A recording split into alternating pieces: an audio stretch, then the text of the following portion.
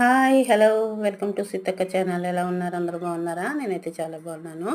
ఈరోజు నేను కొబ్బరి పులిహోర చేస్తున్నానండి. దానికి కావాల్సింది ఒక కొబ్బరికాయలో హాఫ్ తీసుకున్నానండి.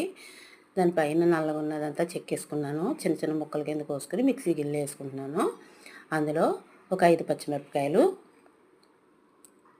కొద్దిగా కొత్తిమీర, కొంచెం కరివేపాకు, ఒక పావు టీ స్పూన్ జీలకర్ర, ఒక పావు టీ స్పూన్ ఆవాలు, ఒక చిన్న సైజు మామిడికాయ వేసుకుంటున్నానండి నేను. అంటే ఒక గ్లాసు కాబట్టి అదే వేస్తున్నాను నేను. మీరు కావాలంటే చింతపండు వేసుకోండి, లేదంటే నిమ్మకాయ వేసుకోండి, లేదంటే లెమన్ సాల్ట్ ఉంటుంది కదండి, అదన్నా వేసుకుని మెత్తగా పేస్ట్లా వాడేసుకోండి. స్టవ్ వెలిగించుకొని బాండీ పెట్టుకుని 4 స్పూన్లు ఆయిల్ పోసుకున్నానండి. ఫస్ట్ వేరుశనగ గుళ్ళు వేపుకుందాం. ఇవి బాగా ఫ్రై అవనిద్దామండి. ఒక స్పూను పచ్చిశనగపప్పు, ఒక స్పూను మినపప్పు, ఇవి కూడా బాగా ఫ్రై అవనిద్దామండి. మీకు కావాలంటే ఇంకా వేసుకోండి. ఒక పావు టీ స్పూన్ జీలకర్ర, ఒక పావు టీ స్పూన్ ఆవాలు వేసుకుని ఇది కూడా బాగా ఫ్రై అవనిద్దాం. ఇవి బాగా ఫ్రై అయ్యాక ఇందులో ఎండుమిర్చి ఒక 3 వేసుకున్నానండి చిన్న ముక్కల కింద, కొద్దిగా కరివేపాకు, కొంచెం పసుపు, కాస్త ఇంగువ కూడా వేసుకుందామండి.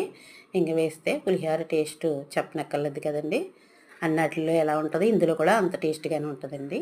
ఈ పేస్ట్ని మెత్తగా చేసి పెట్టుకున్నాం కదా, అది కూడా వేసుకుని బాగా ఫ్రై అవనిద్దామండి. ఆయిల్ బాగా సెపరేట్గా కనిపించేదాకా బాగా వేపుకుందాము. నేను ఈ లోపల ఒక గ్లాసు రైస్ తీసుకున్నానండి. అది అలా ఉడికించుకున్నాను అనమాట. ఉడికించుకుని పక్కన పెట్టేసుకున్నాను. నేను ఒక గ్లాస్ అంటే అండి పావు కేజీ రైస్ అనమాట, ఆ క్వాంటిటీకి చూపిస్తున్నాను. ఇది బాగా ఫ్రై అయిపోయిందండి. ఇప్పుడు ఇందులో రుచికి సరిపడగా సాల్ట్ వేసుకుందాం.